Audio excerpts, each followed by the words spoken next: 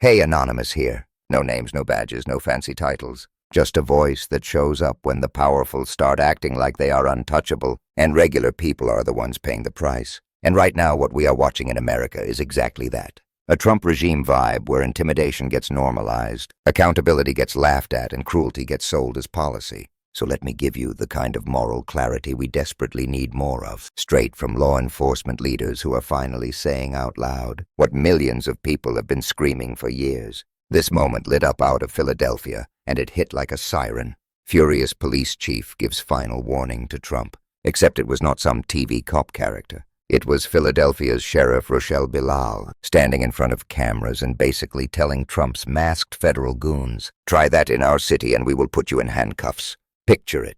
A press conference. The air heavy with rage and grief. Good afternoon.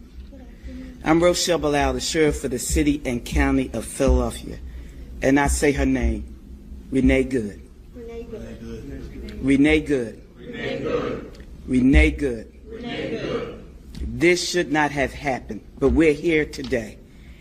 Let know that law enforcement professionals, real ones, not the fake, made-up ICE, probably Trump's new army to attack citizens of the United States. Did you hear what I said? No law enforcement professional wears a mask. None. None. Those that come into our communities wearing a mask to commit crime, thank God for our district attorney, Larry Krasner, who say he's going to lock them up. And I'm saying now, we are not going to whisk you away for them to hide your identity, because when you do it there, you're getting arrested there. No whisk away for them to hide you. None of that here. None of that here. Law enforcement professionals do not shoot at moving vehicles. I'm not saying fleeing, because she wasn't fleeing.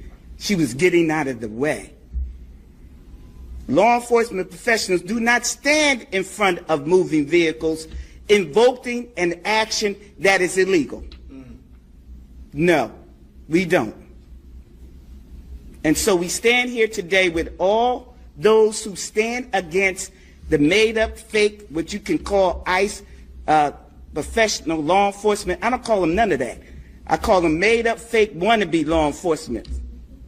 Because what they do is against not only legal law, but the moral law. So I'm with the DA, and we will work with them. If any of them want to come in this city and commit a crime, you will not be able to hide. Nobody will wish you off. You don't want this smoke, because we will bring it to you. And the fake, whatever they call them, because I can't say the name, but the criminal in the White House would not be able to keep you from going to jail. Renee Good should be here today. And to her family, we are saying law enforcement professionals are not the ones here in this city that would do that. But here's the last thing that I will say. Law enforcement professionals around the country do their job, and we have been fighting for years to build that bridge between us and our communities. You have one negative nutcase that causes this problem, and now we all have to fight again to let people know law enforcement works with communities. These crimes would not be down if we didn't have communities work with us. And it is not just talk. Philadelphia's homicide numbers have dropped dramatically in recent years, and people in the city know what it looks like when local law enforcement and communities actually work together. That is why this moment matters, because Bilal is not just throwing a tantrum. She is drawing a line. If any law enforcement agent, any ICE agent, is going to come to Philly to commit crimes, then you can get the F out of here. Because if you do that here, I will charge you with those crimes. You will be arrested. You will stand trial. You will be convicted, whether it's in state or federal court, It's my office prosecuting it. That's how the law works. And you will do your time. Now that is Philadelphia. But the grief that sparked this fury traces back to Minneapolis, where Renee Nicole Good, a 37-year-old mother of 3, was fatally shot during an immigration enforcement operation. And video of the killing spread fast, igniting protests and national outrage. And this is where the story gets even uglier, because after people watched a woman die, the political spin machine kicked in like it always does. Democratic Congresswoman Sydney Kamlager Dove speaks with the same moral clarity. She says her heart goes out to Renee Good and her family and her community, who had to watch her get murdered on video that has been seen around the world. She says she is obsessed with Sheriff Bilal's energy. You do not want this smoke, and she says we need to hear more of that from law enforcement officials across the country, because these ICE goons are giving everyone a bad name. She points out what nobody can confirm in the moment. We do not even know what training these agents have, or whether they have been trained properly. And then she drops something chilling. She says you had the vice president out there claiming these agents have absolute immunity, which she calls legally and morally untrue. That is the kind of statement that tries to turn a badge into a blank check. It is the kind of statement that tells agents, go ahead, do whatever you want, and we will cover you. Kamlager Dove says ICE was supposed to focus on people who are here illegally and committing criminal acts. But that is not what the public saw with Renee Good, a U.S. citizen. She describes it in plain language, someone shouting, "Get thee out the car," and then shooting her through the window. She says that is not de-escalation. That is not due process. And lethal force is supposed to be last resort, not first resort. She says these people need to be investigated and prosecuted. She argues it should not be handled by the FBI, and she calls for accountability at the top. She says Kristi Noem needs to resign. She should be impeached, and whether you agree with every political detail or not. The point is simple: when the government kills a citizen, the response cannot be excuses and propaganda. The response has to be accountability. Then the conversation turns to Trump himself, because of course it does. Because this is what Trump always does. He sees tragedy, and his first instinct is to protect power and blame the victim. In the clip being discussed, Trump describes what Renee Good did, claiming she behaved horribly and insisting she ran an officer over. And the problem is not just that he says it. The problem is that he says it like a verdict, like he is judge and jury, like facts do not matter, like the dead person is just a prop for his narrative. And this is why people are furious, because it is not a random bad take. It is a pattern. Trump talks like the government is a weapon and citizens are targets.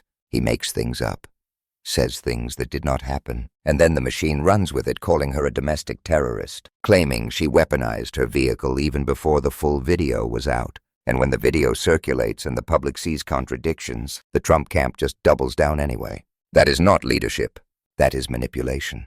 That is authoritarian behavior dressed up as politics. The host in the original segment says what a lot of people are finally saying out loud: step back from the memes, the personalities, the who is running against who, and talk about morality, good versus evil, because a lot of evil is being normalized. The banality of evil, the kind of normalization that seeps into every part of society when people get used to brutality. And then there is a moment that exposes how broken Trump world logic is. The host recounts Republicans saying basically, if you do not comply, you will die. That is the message they think the video teaches. And Kamlager Dove pushes back hard. Would you be saying that if it was your constituent, someone from your district, someone from your church? She says ICE agents are acting like judge, jury, and executioner, and that is not what the law says. Then she hits the hypocrisy like a hammer. Nobody said comply or die about the January 6th rioters, did they? Those people did not comply. They assaulted Capitol Police. They got due process.